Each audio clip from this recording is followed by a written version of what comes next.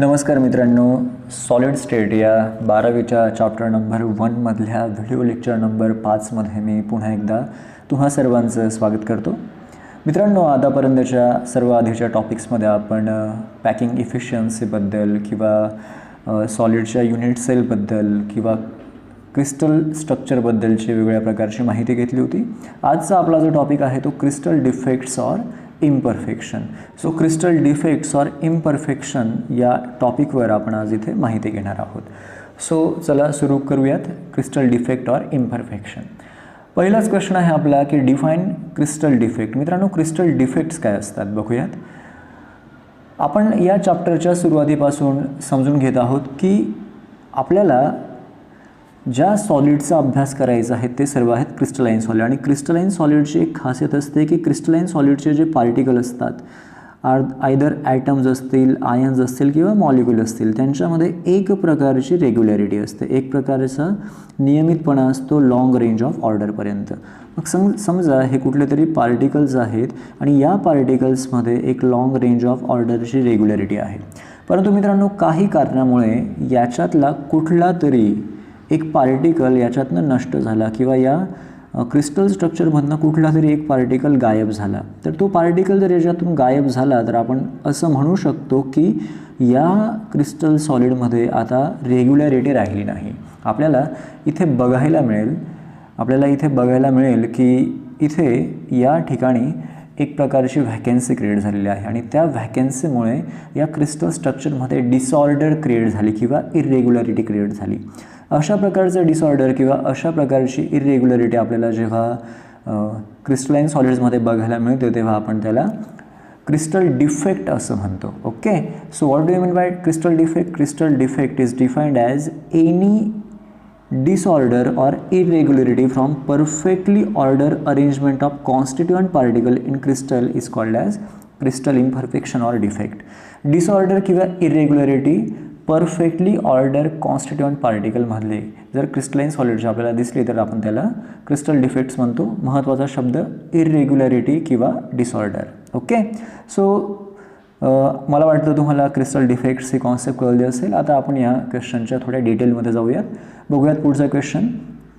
Define point defect and outline the classification of point defect. मित्रांनो, outline the classification of point डिफेक्टचा अर्थ असतो की पॉईंट डिफेक्टचं थोडक्यात क्लासिफिकेशन द्या किंवा पॉईंट डिफेक्टबद्दल थोडक्यात संपूर्ण माहिती द्या आणि आपल्याला पॉईंट डिफेक्ट इथे डिस्क्राईब करायचं आहे किंवा पॉईंट डिफेक्टची डेफिनेशन सांगायची. मित्रांनो, आपण ह्या चॅप्टरच्या सुरुवातीच्या काही लेक्चर्समध्ये पॉईंट्स काय असतात आणि लॅटिस काय असतात हे सगळं बघितलं होतं. सो आपल्याला माहिती आहे की पॉईंट्स काय असतात. ओके, सो जर कुठल्याही क्रिस्टलाइन स्ट्रक्चरमध्ये जर पार्टिकल्सने आपली जागा सोडली किंवा आपली जागा बदलली तर त्याच्यामुळे ज्या प्रकारचा डिफेक्ट क्रिएट होईल त्याला आपण पॉईंट डिफेक्ट असं नाव देऊयात. So what is the definition of point defect? The defect due to the fault produced in the arrangement of point. Fault produced in the arrangement of point. आता fault produced in the arrangement of point याचा अर्थ आता यापूर्वी आपण जे diagram बघितली त्या डायग्राममध्ये आपल्याला दिसलं की एक पार्टिकल म्हणा किंवा एखादा ॲटम म्हणा किंवा एखादा आयन म्हणा, तो त्याच्या जागेवरून नसता त्याने आपली जागा सोडली होती आणि तो इतर कुठेतरी गेला होता आणि त्याच्यामुळे पूर्ण स्ट्रक्चरमध्ये फॉल्ट क्रिएट झालं होतं. याच फॉल्टला आपण पॉईंट डिफेक्ट असं म्हणतो. ओके, पाहिली. So classification of point defect हा याच्यानंतरचा प्रश्न आहे. क्लासिफिकेशन ऑफ पॉईंट डिफेक्टमध्ये मुळात याचे 3 टाईप्स असतात. पहिला टाईप असतो तो स्टायकोमॅट्रिक डिफेक्ट, स्टायकोमॅट्रिक पॉईंट डिफेक्ट. दुसरा टाईप असतो तो इम्प्युरिटी डिफेक्ट आणि तिसरा पॉईंट असतो तो नॉन स्टायकोमॅट्रिक डिफेक्ट. आता या टॉपिकला सुरुवात करण्याच्या आधी आपल्याला स्टायकोमॅट्रिक काय असते हे थोडक्यात समजून घेणं गरजेचं आहे. 11वीचं तुमचं चॅप्टर सम बेसिक कॉन्सेप्ट त्याच्यामध्ये आपण स्टायकोमॅट्रीबद्दल अभ्यास केला होता, तरीसुद्धा परत एकदा बघूयात. थोडक्यात मी तुम्हाला सांगतो की what do you mean by स्टायकोमॅट्री.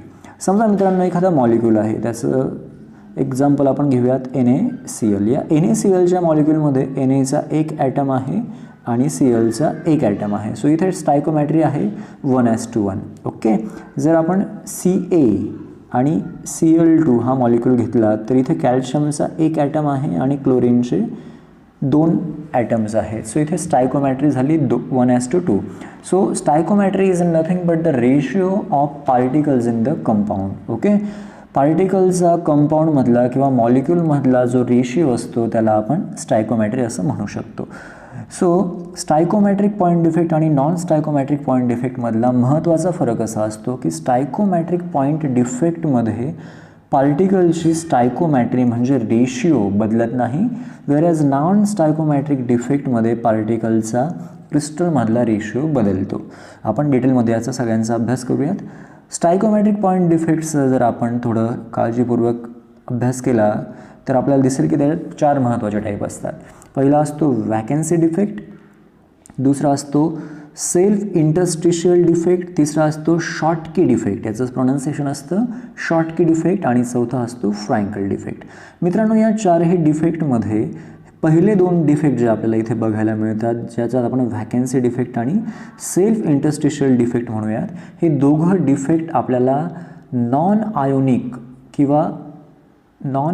Ionic अशा सॉलिड्समध्ये बघायला मिळतात, वेरॅज आपल्याला शॉर्टकी डिफेक्ट आणि फ्रँकल डिफेक्ट हा फक्त आणि फक्त आयोनिक सॉलिड्समध्येच बघायला मिळतो. ओके, सो याच्यानंतर आपल्याला दुसऱ्या प्रकारचा जो डिफेक्ट बघायचा आहे त्याचं नाव आहे इम्प्युरिटी डिफेक्ट. इम्प्युरिटी डिफेक्टमध्ये आपल्याला बाहेरून इथे इम्प्युरिटी टाकायची असते क्रिस्टलमध्ये, किंवा काही कारणाने बाहेरून इम्प्युरिटी एखाद्या क्रिस्टल स्ट्रक्चरमध्ये येते. त्याचे 2 टाईप असतात, सबस्टिट्यूशनल इम्प्युरिटी डिफेक्ट आणि इंटरस्टिशियल इम्प्युरिटी डिफेक्ट. ओके, आणि याच्यानंतर शेवटचा असतो तो non stoichiometric defect. Non stoichiometric डिफेक्टचे अजून 2 टाईप पडतात, मेटल डिफिशियन्सी डिफेक्ट आणि metal excess defect. Metal excess डिफेक्टचे परत 2 सबटाईप्स पडतात, ते आपण जेव्हा तो क्वेश्चन बघूयात तेव्हा बघूयात. सो आपल्याला एक आउटलाईन मिळाली पॉईंट डिफेक्ट म्हणजे काय आणि पॉईंट डिफेक्टचं क्लासिफिकेशन म्हणजे काय. पॉईंट डिफेक्टचे 3 महत्त्वाचे क्लास असतात, stoichiometric point defect, non stoichiometric point defect आणि इम्प्युरिटी डिफेक्ट. ओके, चला मग पुढचा क्वेश्चन बघूयात. ओके मित्रांनो, आपला नेक्स्ट क्वेश्चन आहे, what is the stoichiometric point defect, describe vacancy defect and self interstitial defect. आपल्याला स्टायकोमॅट्रिक पॉईंट डिफेक्टची इथे डेफिनेशन द्यायची आहे. आत्ताच काही वेळापूर्वी तुम्हाला सांगितल्याप्रमाणे, in stoichiometric defect ratio of number of atoms or ions that is a cations and anions remain same किंवा अनचेंज्ड. याचाच अर्थ इथे कटायन्स आणि अनायन्सची संख्या किंवा नंबर ऑफ पार्टिकलची संख्या ही बदलत नाही किंवा त्यांचा रेशिओ बदलत नाही. तर बघूयात, व्हॅकन्सी डिफेक्ट हा याचा पहिला टाईप असतो. व्हॅकन्सी डिफेक्टमध्ये आपल्याला या डायग्रॅममध्ये काय बघायला मिळतं आहे बघा मित्रांनो, हा कुठला तरी एक सॉलिड आहे. कन्सिडर करा, इझिनेससाठी, कॉन्सेप्टच्या इझिनेससाठी आपण असं लक्षात घेऊयात की समजा हा एफीचा म्हणजे एक लोखंडाचा एक क्रिस्टल आहे, आणि लोखंड मेल्ट झालं होतं, आयर्न मेल्ट झालं होतं, आणि आयर्नचं क्रिस्टलायझेशन होताना म्हणजे लिक्विड मोल्टन आयर्नचं सॉलिडिफिकेशन होताना त्याच्यातून या जागेवरून आणि या जागेवरून काही पॉईंट्स हे गायब झालेत, किंवा काही पार्टिकल्स जसं एफीचे पार्टिकल्स हे इथून गायब झालेत, आणि त्याच्यामुळे या पूर्ण क्रिस्टल लॅटिसमध्ये एक प्रकारची व्हॅकन्सी क्रिएट झाली, आणि त्याच्यामुळे जो डिफेक्ट इथे क्रिएट झाला त्याला आपण म्हणू शकतो vacancy defect. So vacancy defect is nothing but when some particle is missing out from the crystal structure and due to which some kind of vacancy created in the crystal lattice is called as vacancy defect. आता मित्रांनो, आपल्याला या सगळ्यांचा अभ्यास करताना एक महत्त्वाची गोष्ट इथे लक्षात घ्यायची की नेमक्या या डिफेक्टचा या कंपाऊंडच्या फिजिकल प्रॉपर्टीवर कोणता फरक पडेल. आणि फिजिकल प्रॉपर्टीचा जेव्हा आपण विचार करतो तेव्हा सगळ्यात महत्त्वाची फिजिकल प्रॉपर्टी म्हणजे डेन्सिटी. सो अशा प्रकारच्या पार्टिकलच्या जाण्यामुळे किंवा पार्टिकलच्या इरेग्युलरिटीमुळे याचा व्हॉल्यूम तर मुळातच बदलणार नाही, त्याच्यामुळे व्हॉल्यूम या पूर्ण क्रिस्टल लॅटिसचा एक सारखाच असेल. हा व्हॉल्यूम आपल्याला दिसतो इथे, हा बदलत नाही आहे, व्हॉल्यूम इज अ कॉन्स्टंट. पण व्हॉल्यूम जरी कॉन्स्टंट असला तरी याच्यामध्ये असलेले पार्टिकल्स कमी झालेले आहेत, म्हणजे मास कमी झालेला आहे. आणि आपल्याला सगळ्यांना ठाऊक आहे की डेन्सिटी म्हणजे काय, तर density is nothing but mass upon volume. So याचा मास कमी झालेला आहे आणि व्हॉल्यूम तेवढाच आहे. मग मास कमी झाला आणि व्हॉल्यूम तेवढाच राहिला तर डेन्सिटी वाढेल की कमी होईल? Density definitely decreases. सो याची डेन्सिटी कमी होणार आहे, आणि म्हणून हा मुद्दा इथे लक्षात घ्या की volume due to the vacancy defect volume of substance remain constant. Due to the vacancy defect, volume of substance remain constant, but its density is decreases. Okay, so हा महत्त्वाचा मुद्दा आपल्याला व्हॅकन्सी डिफेक्टमध्ये लक्षात ठेवायचा आहे. याच्यानंतरचा दुसरा डिफेक्ट आहे त्याला म्हणायचं आहे self interstitial defect in elemental solid. आता सेल्फ इंटरस्टिशियल डिफेक्ट म्हणजे काय? आधी इंटरस्टिशियल या शब्दाचा अर्थ समजून घेऊयात. इंटरस्टिशियल म्हणजे काय? तर समजा मित्रांनो, हा आपल्याला इथे एक चौकोन दिसतो आहे आणि हा एक क्यूब आहे किंवा एक क्रिस्टल लॅटिस आहे. तर याच्यामध्ये असणारा सगळी जागा, याच्यामध्ये असणारी एकतर या पार्टिकलची जागा किंवा ही वॅकंट जागा, या संपूर्ण जागेला इंटरस्टिशियल स्पेस असं म्हणतात. म्हणजे या बॉक्समध्ये किंवा या क्रिस्टल लॅटिसमध्ये सापडणाऱ्या संपूर्ण जागेला इंटरस्टिशियल स्पेस असं म्हणतात. आणि मग सेल्फ इंटरस्टिशियल डिफेक्ट याचा अर्थ काय असतो की समजा जर या क्रिस्टलाइन एलिमेंटमध्ये एखादा पार्टिकल हा एका जागेवरून निघून दुसरीकडे गेला, समजा या पूर्ण क्रिस्टल स्ट्रक्चरमध्ये एखाद्या पार्टिकलने आपली जागा बदलली आणि तो या क्रिस्टल स्ट्रक्चरच्या बाहेर न जाता त्या चौकोनातच कुठेतरी इतर ठिकाणी गेला, तर आपण त्याला इंटरस्टिशियल डिफेक्ट किंवा सेल्फ इंटरस्टिशियल डिफेक्ट असं म्हणतो. So what is the definition of self interstitial defect? According to the textbook, the definition of self-interstitial defect is when some particles of crystalline elemental solid occupy interstitial site in the crystal structure. Occupy interstitial site. मित्रांनो, इथे हा शब्द महत्त्वाचा आहे, elemental solid. इथे शब्द महत्त्वाचा आहे तो आहे एलिमेंटल सॉलिड. एलिमेंटल सॉलिड म्हणजे काय? एलिमेंट्सपासून तयार होणारे सॉलिड. इथे मॉलिक्युलर सॉलिड असा शब्द वापरलेला नाही आहे किंवा आयोनिक सॉलिड असा देखील शब्द वापरलेला नाही आहे.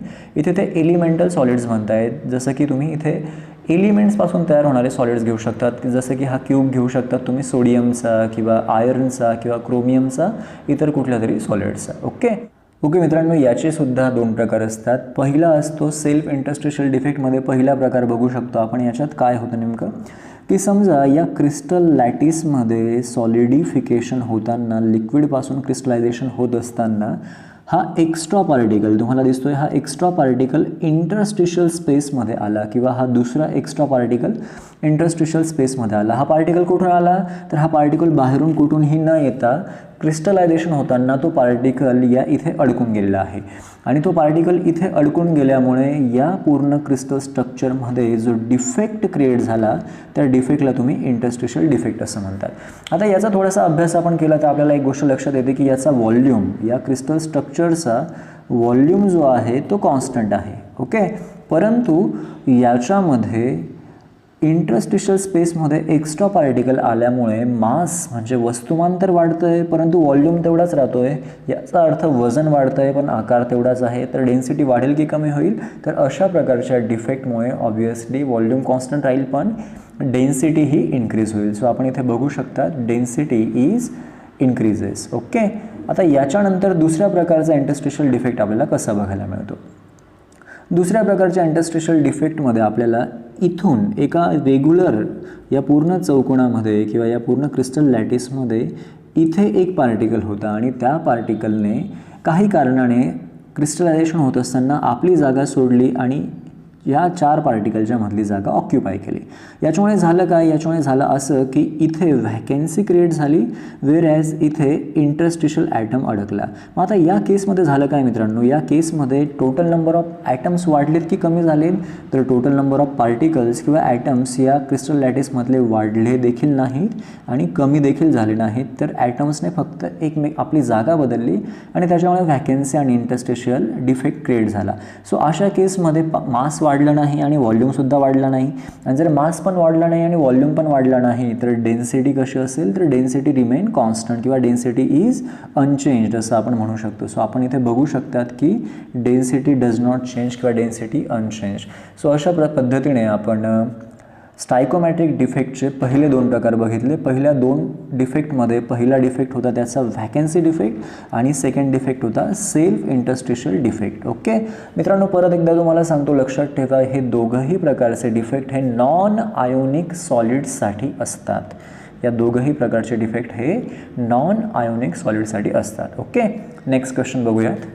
What is the Schottky defect? Write its condition and consequences. आपल्याला शॉर्टकी डिफेक्ट आणि त्याच्या कंडिशन्स आणि कॉन्सिक्वेन्सेसवरती इथे आन्सर लिहायचं आहे.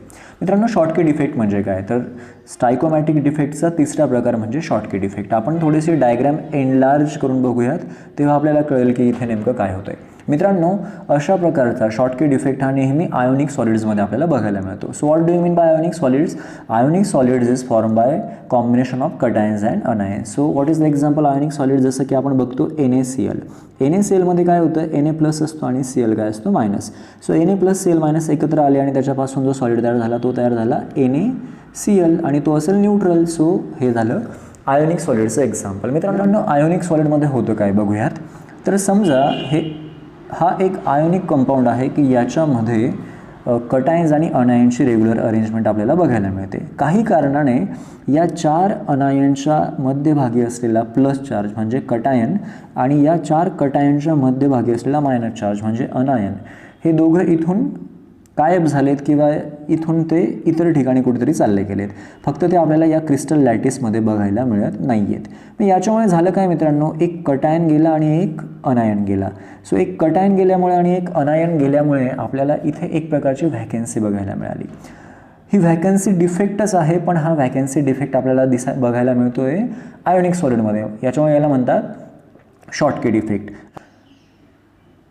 सो याच्यावरून आपण असं म्हणू शकतो की paired cation अनायन vacancy defect is called as Schottky defect. मित्रांनो, एक गोष्ट इथे लक्षात घेण्यासारखी आहे की इथून फक्त कटायन जात नाही किंवा फक्त अनायन जात नाही, तर कटायन आणि अनायन हे दोघंही एकाच वेळेस बाहेर पडतात. असं पॉसिबल नाही की फक्त कटायन निघेल किंवा फक्त अनायन निघेल.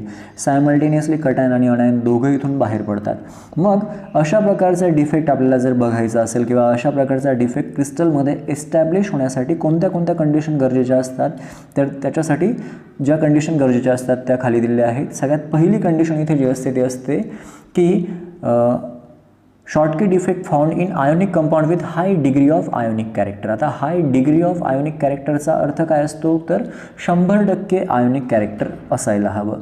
आता 100% म्हणजे बाकीच्यांमध्ये 50% आयोनिक कॅरेक्टर असतं का? तर हो, असं सुद्धा असतं. 100% आयोनिक कॅरेक्टर कोणामध्ये असतं मित्रांनो? NaClमध्ये किंवा AgBrचा अर्थ असतो सिल्वर ब्रोमाइड किंवा पोटॅशियम क्लोराईड यांच्यामध्ये आपल्याला अशा प्रकारे 100% आयोनिक कॅरेक्टर बघायला मिळतं, जिथे 100% कटायन्स आणि अनायन्समधल्या फोर्सेसमुळे आयोनिक सॉलिड क्रिएट होतो. याच्यानंतर दुसरा पॉईंट आहे high coordination number of anions. अनायन्सचा कोऑर्डिनेशन नंबर हाय असायला हवा. What do you mean by coordination number? आपण याआधी शिकलेलो आहोत. कोऑर्डिनेशन नंबर म्हणजे the number of atom attach to the central atom is called as its coordination number. So coordination number हा high असायला हवा. आणि तिसरा आणि महत्त्वाचा मुद्दा असा की small difference between size of cations and anions हा महत्त्वाचा मुद्दा आहे मित्रांनो. कटायन्स आणि अनायन्सच्या साईजमधला डिफरन्स हा फार जास्त असायला नको. जसं की कटायन्स फार मोठेत आणि अनायन्स फार लहान असं आपल्याला इथे बघायला मिळायला नको. असं का? तर बघा इथे यांनी आपल्याला एक रूल दिलेला आहे R कटायन अपॉन R अनायन. आता याचा अर्थ काय असतो मित्रांनो? R कटायन आणि R अनायन. तर बघा याचा अर्थ आपण थोडक्यात समजून घेऊयात की R कटायन आणि R अनायन ANION अनायन आणि CATION कटायन. आता मित्रांनो, R म्हणजे रॅडियस आणि R म्हणजे रॅडियस. सो कटायनची रॅडियस आणि अनायनची रॅडियस यांच्यामध्ये फार जास्त डिफरन्स असायला नको. की समजा जर कटायनची रॅडियस ही 100 असेल आणि अनायनची रॅडियस ही 100 असेल तर 100 भागिले 100 म्हणजे काय? 1.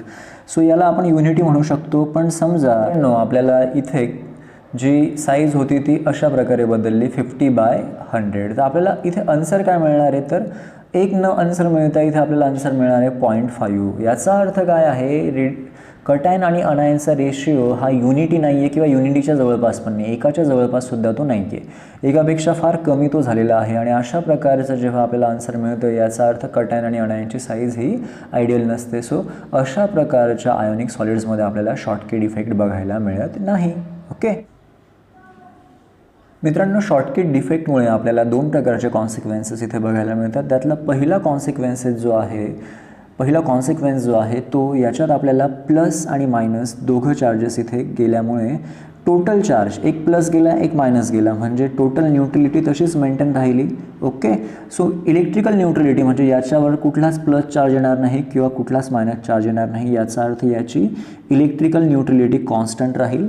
आणि दुसरी गोष्ट आपल्याला इथे डेन्सिटीच्या पॉईंट ऑफ व्ह्यूने बघायची आहे की समजा एक कटायन गेला आणि एक अनायन गेला म्हणजे पार्टिकल्स तर कमी झाले, पार्टिकल्स कमी झाले म्हणजे मास कमी झालं, वस्तुमान कमी झालं, पण व्हॉल्यूम, क्रिस्टलचा व्हॉल्यूम, क्रिस्टल लॅटिसचा व्हॉल्यूम तेवढाच आहे. जर मास अपॉन व्हॉल्यूमचा रेशो आपण जर बघितला या डिफेक्टनंतर तर तो आपल्याला नक्कीच डिक्रीज झालेला मिळेल. याचा अर्थ डेन्सिटी या शॉर्टकी डिफेक्टमुळे क्रिस्टल लॅटिसची कमी होते. सो आपल्याला शॉर्टकी डिफेक्टमुळे आयोनिक सॉलिडमध्ये कुठले 2 कॉन्सिक्वेन्सेस बघायला मिळतात. पहिला consequences electrical neutrality does not disturb and second consequences it's density is decreases. Okay, so अशा प्रकारे स्टायकोमॅट्रिक डिफेक्टचा हा 3 नंबरचा प्रकार शॉर्टकी डिफेक्ट, आणि स्टायकोमॅट्रिक डिफेक्टचा 4 नंबरचा आणि शेवटचा प्रकार आपल्याला जो बघायचा आहे तो आहे Frenkel defect. So further we may say that Frenkel defect is also observed in ionic solid. Okay, so what do you mean by Frankel defect? Diagram वरून बघूयात. मित्रांनो, फ्रँकल डिफेक्ट ही कॉन्सेप्ट समजून घेण्यासाठी आपल्याला या डायग्रामवर लक्ष केंद्रित करावं लागेल. बघा, या डायग्राममध्ये आपल्याला बघायला मिळतं आहे की एक आयोनिक सॉलिड आहे. या आयोनिक सॉलिडमध्ये प्लस चार्जवाले आहेत कटायन्स आणि मायनस चार्जवाले आहेत अनायन.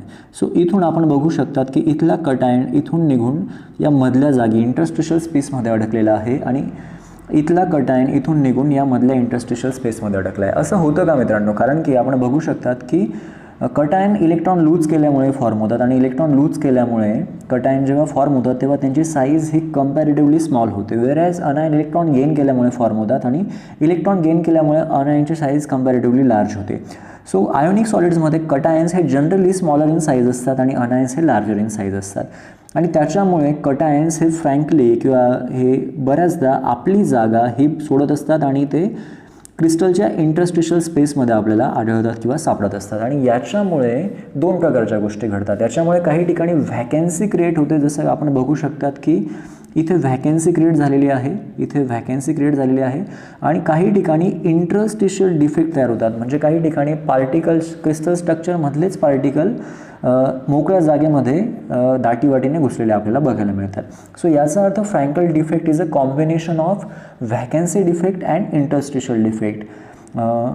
फ्रँकल डिफेक्ट हा व्हॅकन्सी डिफेक्टचा आणि इंटरस्टिशियल डिफेक्टचं कॉम्बिनेशन आहे. फक्त याच्यात आणि आपण याच्यापूर्वी जो डिफेक्ट बघितला इंटरस्टिशियल डिफेक्ट, त्याच्यात फरक एवढाच आहे की हा आयोनिक सॉलिडमध्ये बघायला मिळतो, वेरॅज फक्त प्युअर इंटरस्टिशियल डिफेक्ट हा आपल्याला न्यूट्रल सॉलिडमध्ये बघायला मिळतो. ओके, आणि अशा प्रकारच्या बिहेवियरमुळे किंवा अशा प्रकारच्या डिफेक्टमुळे क्रिस्टलमध्ये जी इरेग्युलरिटी निर्माण होते त्याला आपण फ्रँकल डिफेक्ट असं म्हणू शकतो. सो थेरॉटिकली याची डेफिनेशन किंवा याच्याशी रिलेटेड ज्या कॉन्सेप्ट आहेत त्या बघूयात. Frankl defect arises when ions of ionic compound missing from lattice site and occupy interstitial position in lattice point. Okay, and such kind of phenomena is observed because cations is comparatively smaller in size as compared to anions, and that's why they lose their position in crystal lattice and observed or found in interstitial spaces in crystal lattice. Such kind of defect is called as Frankel defect. So those defects is observed in some ionic solid like zinc sulfide, silver chloride, silver bromide, silver iodide and calcium fluoride. मित्रांनो, हा F2चा 2 जो आहे तो बॉटमला असायला हवा. इथे थोडीशी printing mistake झाली आहे, तुम्ही पेनाने किंवा तुमच्या नोट्समध्ये ते करेक्ट करून घ्या. ओके, आता फ्रँकल डिफेक्टच्या कंडिशन्स कोणत्या असतात आणि याचे कॉन्सिक्वेन्सेस कोणते असतात. सो फ्रँकल डिफेक्टच्या कंडिशन्स अशा असतात ज्या शॉर्टकी डिफेक्टच्या अतिशय उलट्या.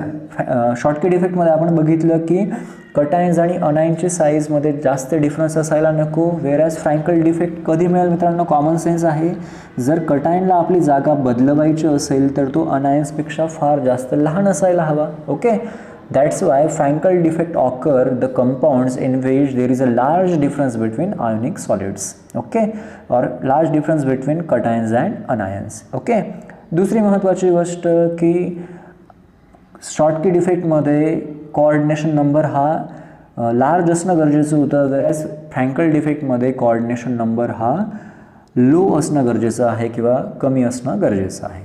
आता याच्यामुळे कुठल्या प्रकारचे आपल्याला कॉन्सिक्वेन्सेस बघायला मिळतात ते बघूयात.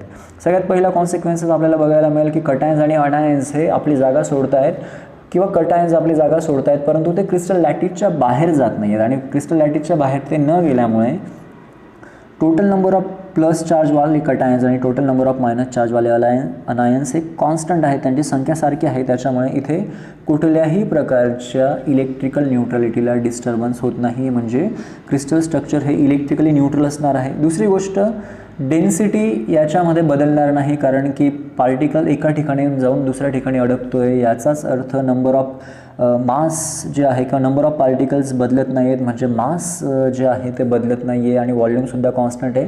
सो मास कॉन्स्टंट, व्हॉल्यूम कॉन्स्टंट म्हणजेच काय तर density of solids and it's chemical property remain unchanged. मग बदलतं काय मित्रांनो, तर इलेक्ट्रिकल न्यूट्रलिटी पण बदलत नाही आणि डेन्सिटीसुद्धा बदलत नाही. अशा प्रकारच्या डिफेक्ट्समुळे काहीच बदलत नाही. ओके, सो एक्झाममध्ये तुम्हाला कंपॅरेटिव्हली हा क्वेश्चन विचारला जाऊ शकतो. So what is the difference between Schottky defect and Frankl defect. तर कॉमन थिंग यांच्यामध्ये अशी आहे की शॉर्टकी डिफेक्ट और Frankl defect both observed in ionic solids. Okay, in Schottky defect cations and anions are totally lose their position in crystal lattice and they go outside the crystal lattice, whereas in Schottky in Frankel defect cations is lose their position and found interstitial space between crystal lattice. Okay, दुसरा याच्यातला जो फरक आपल्याला सांगायचा आहे तो असा आहे की शॉर्टकी डिफेक्टमध्ये कटायन आणि अनायन्सची जी साईज असते त्याच्यामध्ये फारसा डिफरन्स असायला नको, वेरॅज फ्रँकल डिफेक्टमध्ये कटायन आणि अनायनच्या साईजमध्ये फार जास्त डिफरन्स असणं गरजेचं असतं. आणि तिसरा याच्यातला डिस्टिंग्विशचा पॉईंट आपण सांगू शकतो की कोऑर्डिनेशन नंबर जो आहे तो इथे जास्त असतो शॉर्टकी डिफेक्टमध्ये, वेरॅज फ्रँकल डिफेक्टमध्ये कोऑर्डिनेशन नंबर जो असतो तो कमी असायला हवा. आणि चौथा पॉईंट तुम्ही एक्झाम्पलचा देऊ शकता, जसं की वर आपण बघितलं की सोडियम क्लोराईड असेल किंवा सिल्वर ब्रोमाइड असेल किंवा पोटॅशियम क्लोराईड असेल, हे याचे एक्झाम्पल आहेत. वेरॅज इन फ्रँकल डिफेक्ट आपण बघू शकतात की zinc sulphide, silver chloride, zinc sulphide, silver chloride, silver bromide, silver iodide आणि कॅल्शियम फ्लोराईड हे याचे एक्झाम्पल आहेत. सो मित्रांनो, अशा पद्धतीने आपण या लेक्चरमध्ये स्टायकोमॅट्रिक डिफेक्टचे 4 पॉईंट्स लक्षात घेतलेत. So what is the defect? Defect is a fault or irregularity in crystalline solids or arrangement of particle in crystalline solids. What are the classification of point defect? Point defect is classified in 3 main types, that is a stoichiometric, impurity and non-stoichiometric defect. Firstly, today we learn stoichiometric point defect.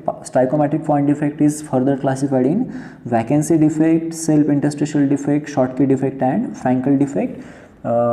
And in all those 4 defects, vacancy defect and self-interstitial defect occurs in comparatively non-ionic solids, whereas Schottky or Frankel defect occur किंवा Schottky or Frankel defect occurs in ionic solids. Okay, so हा topic होता तुमचा point डिफेक्टचा. पुढच्या लेक्चरमध्ये आपण impurity defect आणि non स्टायकोमॅट्रिक डिफेक्टवर लक्ष केंद्रित करूयात. थँक्यू.